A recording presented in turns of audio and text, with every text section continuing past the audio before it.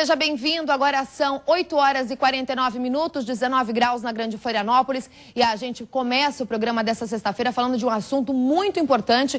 Eu recebo aqui no estúdio a doutora Cristina Schreiber de Oliveira, endocrinologista. Doutora, obrigada pela sua presença. O doutor Marcelo Fernando Ronsoni, endocrinologista, também obrigada, doutor, seja bem-vindo. E a Elisa Leão, que é personal, obrigada, Elisa, pela sua presença.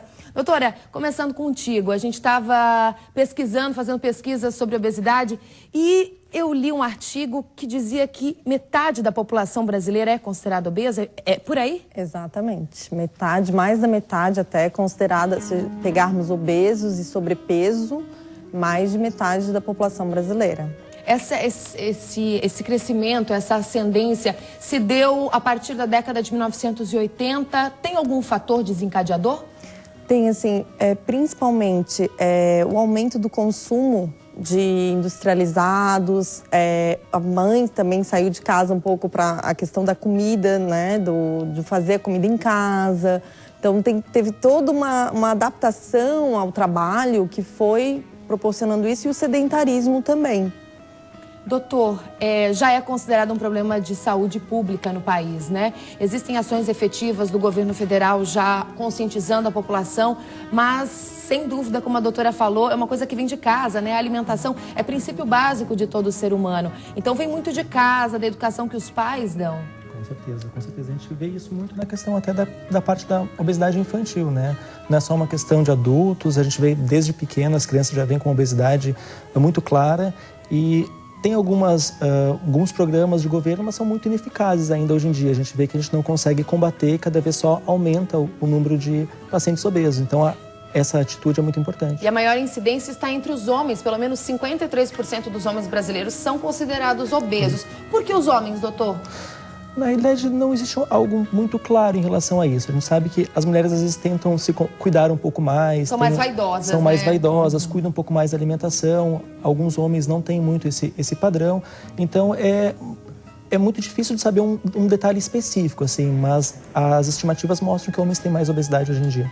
Elisa, o exercício físico, sem sombra de dúvidas, é um combatente forte na luta, né, contra a obesidade. Muito. É a melhor maneira que a gente tem de ter um gasto energético elevado. É a melhor maneira que a gente tem de combater as doenças de forma a preveni-las, na verdade, não a tratar as causas, né? Então, a gente previne o aparecimento da doença. É a melhor maneira que a gente tem de também ter um bem-estar. Então, não é só não estar doente, né? A gente está saudável no sentido de estar bem consigo mesmo, estar saudável em toda a sua amplitude, né? O completo da palavra, né? Não é só não estar doente. E a gente precisa sair do sedentarismo, né? Ultimamente, como o Marcelo falou das crianças, as crianças não têm mais brincado, não têm mais se exercitado. Até na educação física existe uma dificuldade de colocar as crianças em movimento nas próprias aulas da educação física.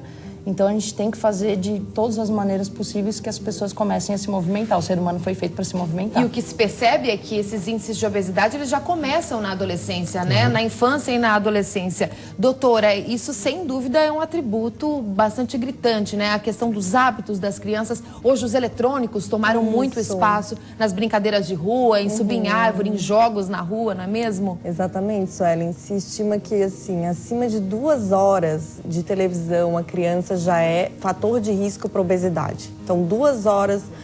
Existe um estudo americano que mostrou acima de 2 horas de TV por dia já está ligado à obesidade. Eles acompanharam grupos de crianças e quantidade de TV. Então, ela tem direta relação. A questão de estar no eletrônico e a obesidade. Doutor, é claro que em alguns casos isso também é genético, né? Tem pessoas que têm mais propensão a engordar do que outras? Qual é a relação? Com certeza, a genética é um fator importante em quase todas as doenças crônicas, como entra a obesidade. Mas claro que a genética por si só não faz uma pessoa ser ou não ser obesa. Raros casos de obesidade atribuída só à genética, que são casos muito específicos. A maior parte da obesidade que a gente vê na população em geral são por maus hábitos. É um estilo de vida inadequado, alimentação inadequada, como já foi falado, a falta de atividade física. É isso que a gente tem tentado buscar hoje em dia, de tentar mudar. Nós estamos aqui como médicos tentando sair do consultório médico, não só só falar isso e tratar as doenças, como prevenir. Então a ideia hoje em dia do atendimento multidisciplinar, por isso que temos educadora física, abrangendo com nutricionistas, com psicólogos, com outras especialidades. O atendimento hoje endocrinológico da obesidade não é apenas do médico, é um acompanhamento multidisciplinar para tentar buscar essa prevenção ou tentar mudar os hábitos de vida e atividade. Para quem não sabe, os nossos convidados fazem parte do corpo clínico da CECEM, que é uma clínica, né, que geralmente leva esse tipo de informação. Doutora, eu queria que você falasse qual é o primeiro passo, o que se orienta quando um paciente chega no consultório, né, claro, é diagnosticada a obesidade, é visível, né? Qual é o primeiro passo na luta contra a obesidade? Nós vamos ver, Suelen, como que é a rotina dele, da casa dele, como que é a rotina desde o café da manhã, fazemos um recordatório alimentar e da rotina mesmo, né? Se dorme bem, se não dorme bem, se é estressado demais, se tem muito nível de ansiedade muito alto. Se tem alguma doença aliada a essa? Tem desordens hormonais e aí a gente pede uma bateria de exames focados nesse ponto, assim, né? E a quantidade de atividade física, principalmente, também ligado a isso. Tudo isso passando por história familiar. Como que foi com a família, né? Teve infarto cedo, não teve infarto? Tudo isso a gente vai conversar com ele sobre uma meta realista no final da consulta. Então, uma meta realista seria, no mínimo, 10% do peso corporal em 6 meses. Uma meta bem realista, que está na literatura médica. E que já previne infarto, já previne AVC, previne várias doenças.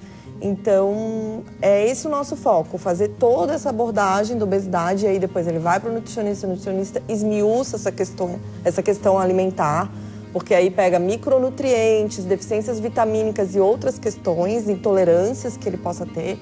A psicóloga com a questão da ansiedade, né, ou não, ou compulsões.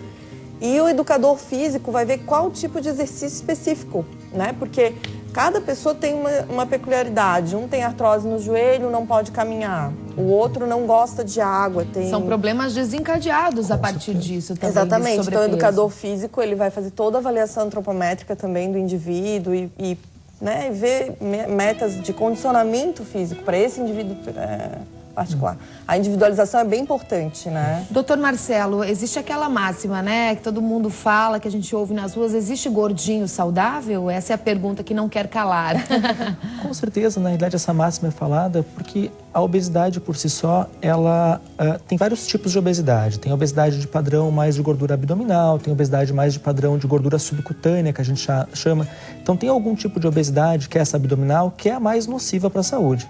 Então, tem alguns gordinhos chamados saudáveis, que seriam um tipo de gordura um pouco menos danosa. Mas, com certeza, a obesidade por si só, a gordura, o tecido adiposo, ele traz danos à saúde, ele traz danos não só pela questão de saúde focada da obesidade, mas todas as doenças associadas a ela. Como foi falado, as doenças cardiovasculares, a diabetes, as doenças de articulações, as doenças do sono, que também vêm atribuídas à questão da obesidade. Então, a obesidade é um fator de risco para outros problemas. Então, pode ter uma saúde relacionada a isso? Pode. Mas, com certeza, a busca do emagrecimento vem junto o benefício para outras condições. Elisa, geralmente o sobrepeso está aliado com alguma questão emocional também, né? Quando se vai falar em exercício físico para quem está começando uma dieta, é complicado porque tem que ser algo que dê prazer, né? Qual é a indicação, assim, para quem quer perder peso, para começar a perder peso? É uma caminhada ao ar livre, né? Ter contato com as pessoas ou, de repente, ir para academia? Isso é bem particular, é como a Cris falou, é individual. A gente passa por uma anamnese no primeiro momento, primeiro contato com o aluno, para ver qual que é o histórico dele em relação à prática de atividade física. Então, se ele já fez na adolescência, se ele era uma criança ativa, se não era. A partir disso, a gente vai começar a perceber quais são os gostos do paciente ou do aluno em relação à prática. A partir desse gosto, a gente vai ver a realidade em relação a tempo disponível, porque também não adianta a gente querer que ele faça o que ele gosta, mas a atividade que ele gosta demanda 2 horas por dia. Então, a gente vai indicar o que é possível de se realizar, aliado ao gosto dele. Aí a caminhada, aí a Florianópolis, nesse ponto, é maravilhoso, né? Porque a gente pode trazer o aluno para fazer uma caminhada ao ar livre na beira-mar, nas praias, tem as opções de atendimento nas academias, nos estúdios. Então, tem várias possibilidades. Doutora Cristina, eu queria que você falasse uma coisa que eu acho que é crucial, principalmente para os pais que estão nos ouvindo agora, né? Porque é sabido que esses hábitos alimentares, como a gente já falou, são constituídos na infância. Exatamente. Como é que se planeja uma vida alimentar para uma criança, por exemplo? Porque criança, na verdade, gosta do que o paladar gosta, né? Essa é a verdade. Não costuma variar, não gosta tanto de salada.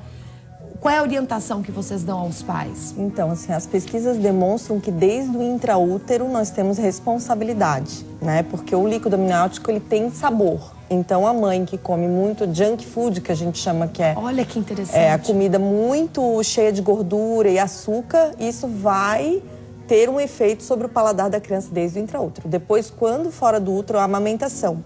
A amamentação, ela reduz muito o risco de obesidade, muito na criança. Então, se puder, todas as atitudes governamentais e outras para promover essa amamentação são importantes. Aí, depois da amamentação, é a questão... E aí, quando amamentando, o que a mãe come também influencia, porque o leite tem... Sem dúvida. Né, a questão da gordura que a mãe come, enfim. Depois da amamentação, quando vai introduzir os alimentos, é um período de bastante ansiedade para a mãe, né? Eu tenho 2 filhos. E é dificultoso, eu sei, eu tenho um também, eu sei o quanto é difícil você introduzir, né? Exatamente. Só que se reduzir o estresse da mãe, né, e o pediatra ajuda bastante, já é um caminho, né? Porque, assim, se estima que até 19 vezes nós temos que tentar introduzir um alimento para dizer que a criança não gostou. Mas a atitude da mãe, por exemplo, eu não gosto de caqui. Eu não ofereço caqui para o meu filho.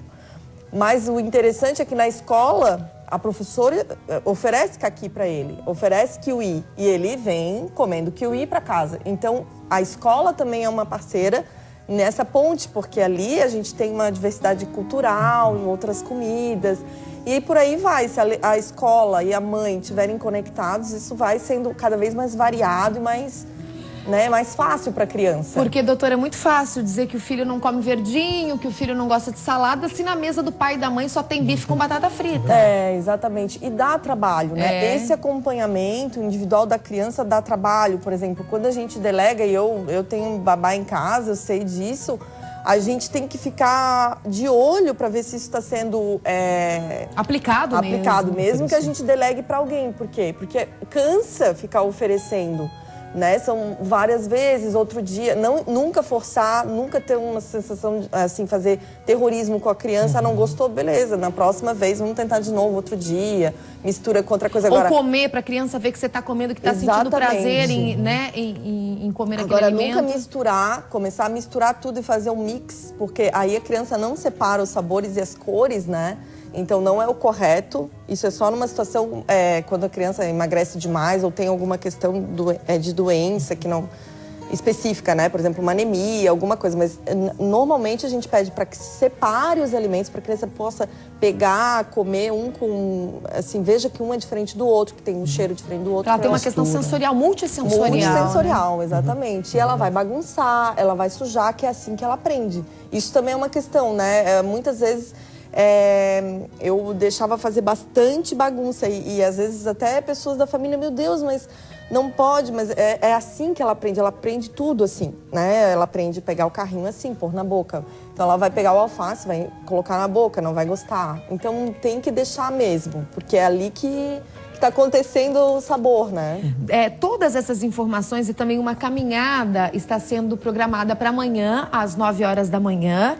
Doutora, eu queria que você falasse um pouquinho sobre essa ação da clínica, que é sensacional, né? Que é levar também um pouquinho de informação para as pessoas, o corpo a corpo. Isso é muito importante, né? Isso. Como foi falado anteriormente, a ideia, na realidade, do tratamento da obesidade, de outras doenças, não é basicamente a gente ficar só no consultório conversando com o paciente. Claro que isso é importante, a parte da multidisciplinaridade é importante, mas a gente tem essa proposta na nossa clínica e entre a gente como profissionais de trazer isso, de trazer o paciente mais próximo da gente e da sua doença. Então a caminhada é uma coisa importante para a gente estimular ele a fazer atividade física. Não adianta a gente só falar se a gente não faz também. Sem dúvida. Então fazer atividade física em conjunto com ele, junto com o médico, junto com a educadora, junto com a médica, com a nutricionista, isso é importante. Junto com isso, a gente também tem proposto algumas palestras com os pacientes. Então, vai ter palestras voltadas para a obesidade, voltada para outros problemas endocrinológicos. Então é tentar desmistificar alguns problemas e tentar tornar mais fácil esse convívio diário com a obesidade. Elisa, a caminhada sai da onde? Você vai puxar a caminhada amanhã? Sim, eu vou ser responsável basicamente pela caminhada. Eu e toda a equipe médica e a equipe dos outros profissionais que vai estar junto. A caminhada vai começar às 9 horas da manhã no Trapiche. Mesmo se chover, vai acontecer, Elisa? Essa é uma dúvida. Não, se chover, ela vai ficar automaticamente remarcada para a próxima semana. Próximo final de semana, ao sábado também, às 9 horas da manhã. A gente está torcendo para São Pedro nos ajudar, né? Apesar Todos nós estamos sofrendo, até pelo estado está sofrendo, certeza. né? Com mais essas chuvas, mais esses temporais. Então amanhã, às 9 horas, se não chover, vamos deixar bem claro, né? Às 9 horas da manhã, no Trapiche da Beira-Mar. Gente, queria agradecer muito. Doutora Cristina, doutor Marcelo, Elisa, obrigada pela presença de vocês. Espero que cada vez mais as pessoas se conscientizem e vocês tenham menos pacientes, né? Mais saúde e menos pacientes. Obrigada. Imagina.